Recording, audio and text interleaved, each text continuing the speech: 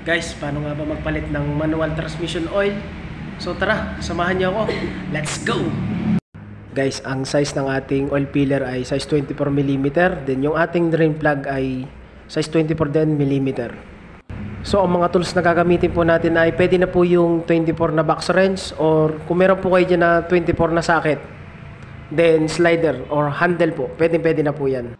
So bago po tayo humiga sa ilalim, then make sure po na may kalso po yung mga gulong natin para na din po sa ating safety purposes. So pwede na po tayo diyang magluwag ng ating drain plug. Kuha lang po tayo ng balde o sahuran para masahod po natin mabuti yung langis ng ating transmission.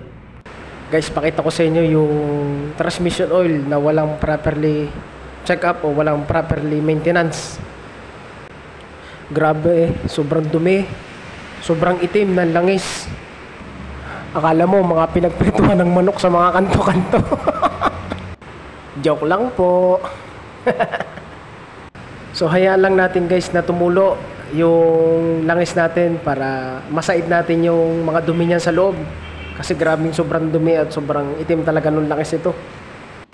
Para po mas mapabilis nating madrain yung ating langis, buksan din po natin yung ating filler. So guys, pakita ko sa inyo yung drain plug. Ayun yung mga dumi na naipon dyan kasi may magnet po yan. Lahat po ng rebaba dyan, lahat ng dumi, dumidikit po dyan. Ang transmission po natin ay marami pong gear yan sa loob. Napakalaki po talaga ng purpose ng langis sa ating transmission kasi po ito po yung nagsisilbing pinaka-lubrication niya para sa ating mga gearing at mga bearing sa loob. So guys, dapat po ganyan ang itsura niyan. Kailangan natin linisin yan para malinis po yung drain plug natin at maalis po natin yung mga rebaba at mga dumi niyan. So kapag okay na po at wala nang natulo na langis sa ating transmission, pwede na po natin yung ibalik yung kanyang drain plug. So make sure po na huwag po natin kalimutan na ilagay yung drain plug washer kasi napakalaki po ng purpose yan. Ang purpose po kasi yan para sa iwas leak yan. So higpitan lang po natin ng mabuti. So wag naman po masyadong sobrang higpit kasi po ang transmission natin ay aluminum yan.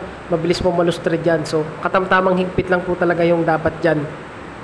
Kapag po okay na at nasara na natin yung ating drain plug, so itapat lang po natin yung balde natin doon sa ating filler.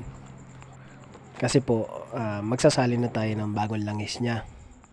So ang gamit po natin langis sa ating transmission ay lagi pong say 90. So ayan po yung viscosity ng ating langis ng ating transmission oil. Ang laking tulong po talaga ng aming ginagamit na pump kasi po mahirap po talaga magsalin ng langis ito kapag wala po kayong pump nito at medyo masikip po yan.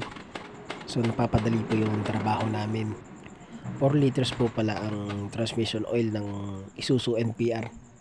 Kapag po mayroon ng natatapon na oil, so meaning po niyan okay na po yan. So wait na lang po natin maitapon yung excess oil niya. At kapag nasa level na po, so pwede na po natin yung isara yung kanyang filler.